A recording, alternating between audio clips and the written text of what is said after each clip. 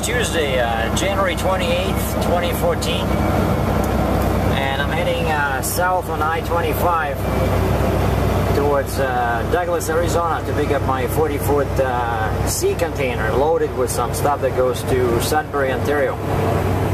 I didn't get too far yesterday after I delivered that locomotive.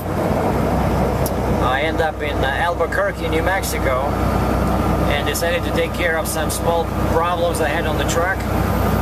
And they missed some of them, so first my truck was in the shop for a couple of hours on the night before, and then this morning I couldn't sleep for some reason. I woke up at 5, but they had no mechanics to work on me right away, so I only left at 9 o'clock. So now of course I'm late because I had like 6 hours to drive to Douglas, and I told them that I'll be there tomorrow morning. And I fixed my lights. I have like 5 turn signal / clearance lights on the trailer, and 2 of them were not working as turn signals, and I could not find them anywhere. So I just told the guy, you know, leave only 3 like they're supposed to be, in the front, in the middle, and in the end of the trailer, and just get rid of these lights that don't work and I don't need anyway, but I can get a ticket for. So he did that, and he checked my brakes on the truck.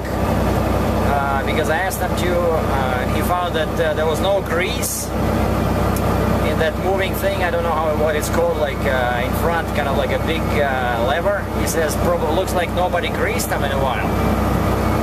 I don't know, I paid for greasing, right? And then what else? Then they checked my I complained about air leaks, and they did it this morning. They replaced one valve in the wet air tank, because you're supposed to drain those every time, right? And also I try to get that U-joint fixed. That Freightliner wrote in their summary that one of the U-joints on the drive shaft was not taking grease. And these guys surprised me by saying that probably you need a new U-joint, which is like $100-something plus 2 hours labor. But then they looked at it, and the guy just kept that grease gun, you know, connected a bit longer, and he said all the grease came out on other ends, everything was working, so I didn't have to pay for that, so, which is good. So this, we'll consider this as day 1. And now I really want to do that axle switch, install an axle switch on one of the axles on the trailer, just so that I can raise it up when I don't use it, which is probably 70% of the time. I only need 2 axles. And then I'll do this big repair I was talking about, which will increase my fuel mileage by about 1 mile per gallon for sure. Combine that with the switch, soon I should be rolling in money. And I plan to deliver Tuesday in Sudbury, because I want to stop in Michigan and do this repair on the engine. Yeah, this is what New Mexico looks like in January. It's 54F or 12C. Beautiful.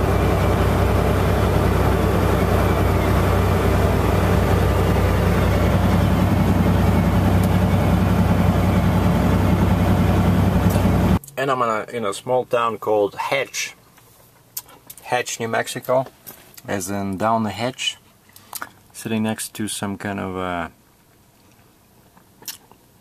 truck stop with no parking. See, people park on the side of the road, and over there in the far they have all these little flags. I think they used to have truck parking, and then they just gave it away to school located next door. And actually that's where that RV is parked, if you can see it. There's big signs that say no overnight parking. And why I'm interested in parking, because of course I wanted to start the new format and just do, sorry, I got a chewing gum. You want some? It's very nice. I wanted to start a new format and compress one trip into one video, right? Just do a couple of minutes from each day. And this was This was supposed to be a almost 1 week long trip, because first it's 570 miles to Douglas, Arizona, pick up the container, then go to northern Ontario. Now I'm driving, enjoying the good weather, plus 10 or 52 Fahrenheit. I'm driving in my t-shirt. Well, now I put this on because it still feels cold when you step out, like the wind is cold. And my phone rings, and the guy says, Sergey, your load is canceled.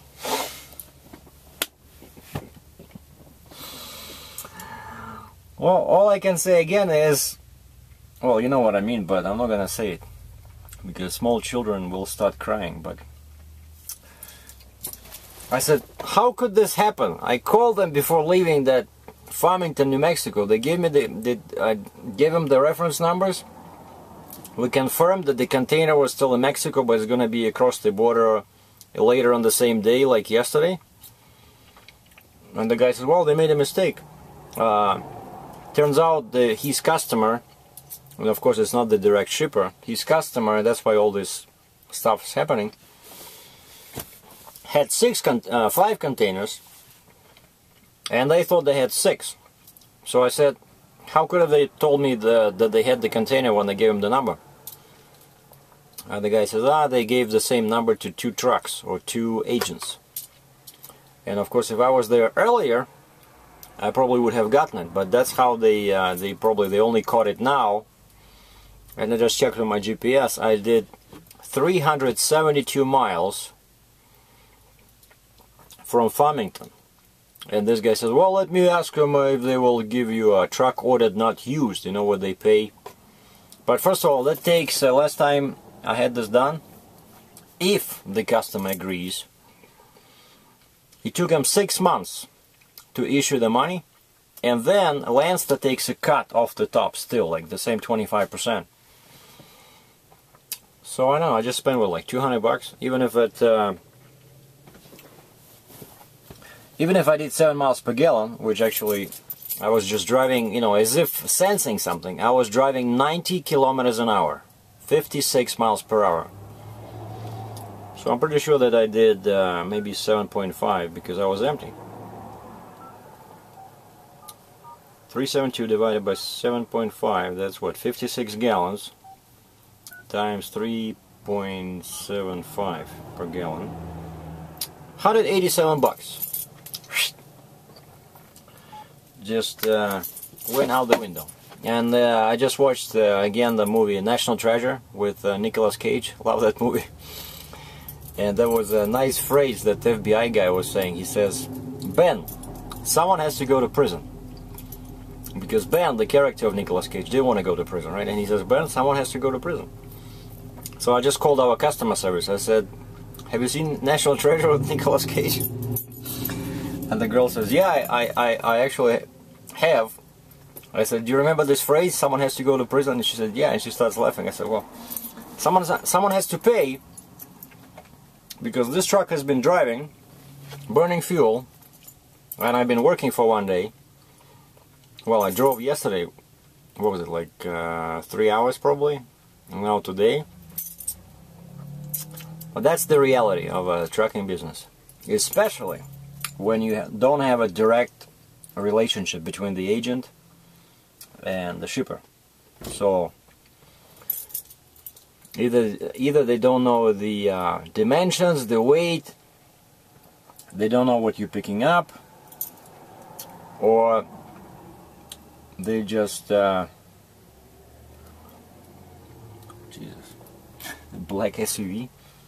It's a non-marked vehicle, and on the side in very gray letters, hard to see, it says police, but then you can tell that it's police because it has like so many antennas on the roof. The guy looked at me, didn't say anything, but there's no signs here. Like there's a handwritten sign on the fence ahead of me that says no parking, and it feels like it has a Spanish accent to it. And that sign is next to that beautiful multi-million-dollar property. and I'm sitting next to some laundry here, but there's no signs. But this is an interesting situation, right? There's no parking, but at least I checked actually, and I checked on my truck stop directory. I'm about 30 miles north of Las Cruces, or Las Cruces, New Mexico, basically at the intersection of I-10 and I-25.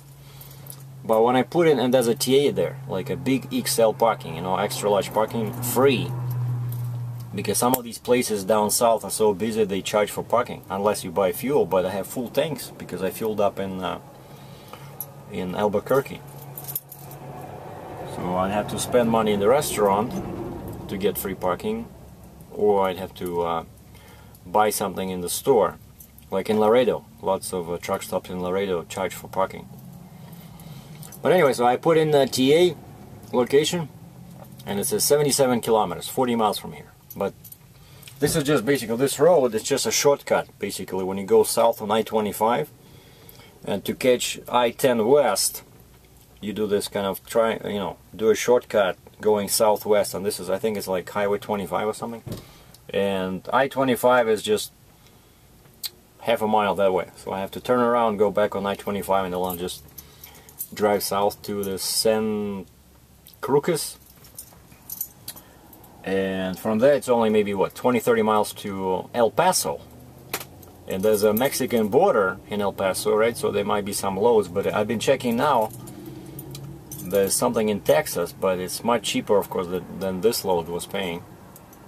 I like less money, because it's again, the place in Texas, it's like 700 miles deadhead. You know, I'm not too keen on another long deadhead, since I already burn this fuel. But they just, you know, again, not to bore you guys to death, but this is an interesting turn of event. You know, this is what happens when you get relaxed and you start enjoying life. You know, look at the birds flying, singing, nice blue sky. Boom! A hammer comes down on your head. The load is cancelled. Well, I talked to the customer. They didn't give me they haven't given me an answer yet about the truck ordered not used. So the customer can do what they want. The customer can say, no, we're not gonna pay because we made a mistake, right? But that's why they pay us the big bucks, you know, owner-operators, because this already is built in, that some loads do get canceled. It doesn't happen too often, but sometimes it does, so you better be prepared. And there's no one you can scream at, except they have customer service. And actually she called Lance, the customer service, she called the agent, and he told her the same thing. He said the customer made a mistake, they canceled the truck, they had 5 containers, they thought they had 6. You know. So now I'll just go inside, get some tea or coffee, turn around and go back to I-25, shut down and let TA Las Cruces, go and get a nice meal. I'm gonna make it a little holiday, because I feel a bit angry at the world, and at freight brokers in particular, except Alberta freight brokers. What else? But at least my truck is now running. Now I have to cancel that trip where I was supposed to change the amount of cylinders in my engine. Well, just kidding. But where I was hoping to do that big repair that would improve my fuel mileage. Now I gotta cancel, because I'm not be passing through that little town where the local cat mechanic has this secret knowledge. Well, at least what I did, the first thing I did, and some people like when you emphasize, right, something. What did I use it last time? I think I had the protein bar or something. Now this is a Rain-X, actually, a very good thing. I use it on my windshield, and sometimes even when I do something about the truck and my hands get dirty, this thing is really good. You know, it's a spray. You know, you can spray it on your hands. But the first thing I did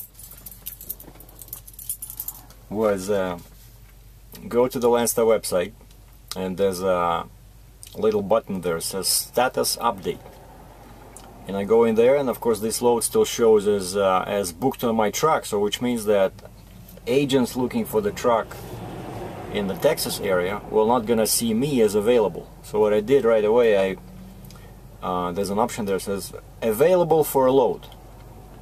Even though you have a load on your truck, but you can do that, available for a load. And I showed Las Cruces, New Mexico, current time, as if I'm already there. So in case someone gets a load in, let's say, El Paso, they'll see my truck, they're gonna call me because my phone number is there, my email is there. But so hopefully today's Tuesday, still lots of days to find a load to get out of here by the end of the week.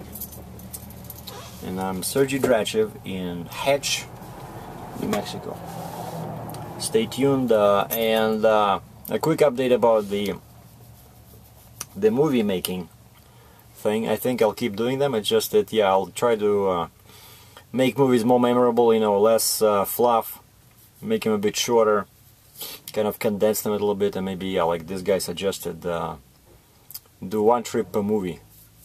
You know, I'll maybe like do something like really interesting, you know, like when something happens on a particular day that's, you know, worth mentioning. Like today, load is cancelled, you know, it's a tragedy for a tragedy for a truck driver because now you're out of work. But we're gonna take it with a good positive attitude and laugh about it, because they cannot take my money away when I took the cash advance, right? Lance, of course, is gonna call, hey, you took a cash advance on the trip that was cancelled. We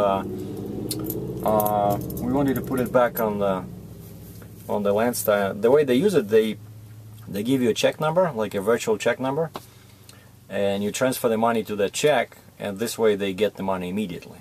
But you know, I cannot give them all the money back because I bought fuel, almost $600 worth of fuel, full tanks, and I did repairs using that money. So last time, I'm sorry, but now I'm gonna buy a very big burrito, and that will reduce the amount of available cash by even more. So I'll go buy a burrito, I'll buy a big, well, I cannot buy tequila because I'm in a commercial truck, but we'll find something to buy there. So stay tuned. Bye.